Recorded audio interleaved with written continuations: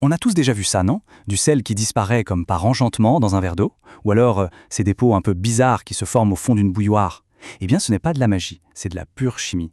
Aujourd'hui, on va décortiquer ce processus fascinant où des solides peuvent littéralement s'évaporer dans un liquide, pour ensuite réapparaître comme si de rien n'était. Tout part d'une question assez simple, inspirée par cette photo d'eau de montagne en Tunisie. Les eaux qu'on trouve dans la nature, comme celle-ci, sont en fait remplies d'ions. Mais comment sont-ils arrivés là? Et surtout, comment est-ce que ça explique les dépôts solides qui peuvent par exemple boucher nos canalisations? C'est ce qu'on va découvrir ensemble. Alors voilà notre programme. On va commencer par comprendre comment les choses se dissolvent. Ensuite, on verra qu'il y a des limites à ce processus. On regardera l'effet de la température. Et pour finir, comment on fait pour faire réapparaître ces fameux solides.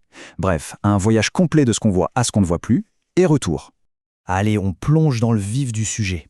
Comment un solide, comme du simple sel de table, peut se décomposer et se fondre aussi parfaitement dans l'eau?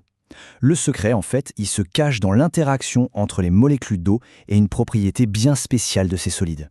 Et ce concept clé, c'est ce qu'on appelle un électrolyte.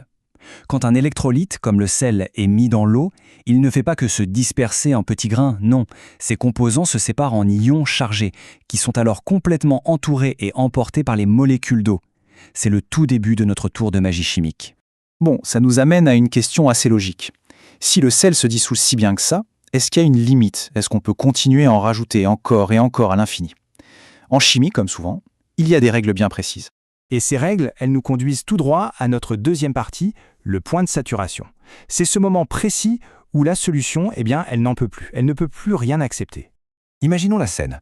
On verse une cuillère de sel, on agite un peu, et hop, tout disparaît. On en met une deuxième, ça marche encore. Mais à la troisième, on a beau agiter autant qu'on veut, il y a un dépôt solide qui reste au fond. L'eau a atteint sa limite. Cet état, il porte un nom. C'est une solution saturée. En gros, ça veut dire que l'eau est tellement remplie d'ions qu'il n'y a littéralement plus de place pour en accueillir de nouveau. Le tour de magie a atteint ses limites. Mais attention, cette limite n'est pas du tout la même pour toutes les substances. Regardez ce graphique, c'est flagrant. Dans 1 litre d'eau, on peut dissoudre 370 grammes de chlorure de sodium, notre sel de table, mais seulement 50 petits grammes de bichromate de potassium. Chaque électrolyte a vraiment sa propre signature. Jusqu'ici, on est resté dans des conditions plutôt stables. Mais qu'est-ce qui se passe si on change un facteur clé? Entrons dans notre troisième partie et ajoutons un nouvel élément dans l'équation. La chaleur. La température, ça peut complètement changer les règles du jeu. Regardons cette expérience.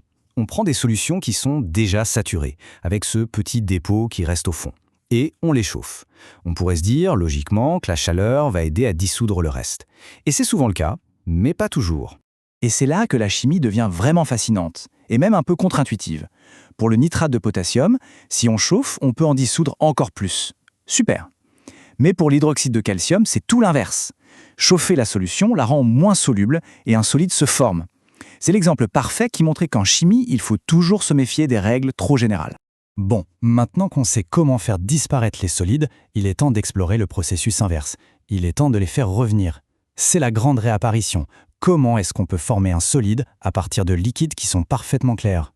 La question est posée, si tout est dissous, invisible à l'œil nu au niveau des ions, comment on fait machine arrière? La réponse tient en un mot, ou presque. C'est un phénomène qu'on appelle la précipitation. Cette image est spectaculaire. Elle illustre parfaitement le phénomène. À gauche, on a 2 tubes à essai, avec des liquides transparents, on dirait de l'eau.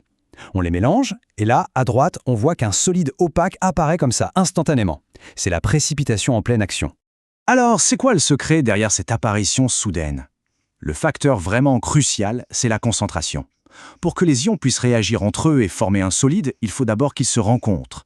Dans une solution très diluée, ils sont trop loin les uns des autres. Mais quand la concentration est élevée, ils sont assez proches pour s'assembler.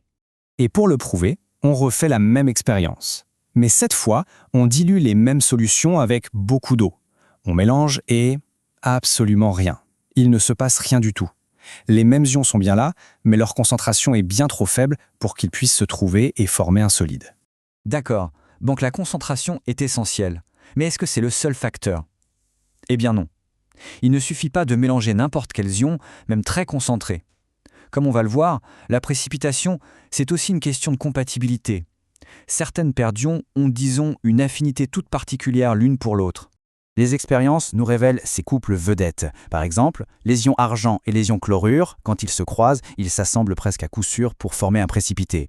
C'est la même chose pour le plomb et le sulfate ou le cuivre et l'hydroxyde. Ce sont des réactions qu'on peut prévoir si les conditions de concentration sont là. Et tout ça nous amène à la conclusion fondamentale de cette analyse. Finalement, ce qu'il faut retenir, c'est que quand on mélange des solutions, ce ne sont pas vraiment les composés de départ qui réagissent. Ce sont les ions, individuellement, une fois qu'ils sont libérés dans l'eau. C'est eux qui trouvent leurs partenaires idéaux pour créer quelque chose de complètement nouveau et de tangible. Le vrai tour de magie, en fait, il est là, dans cette danse invisible des ions.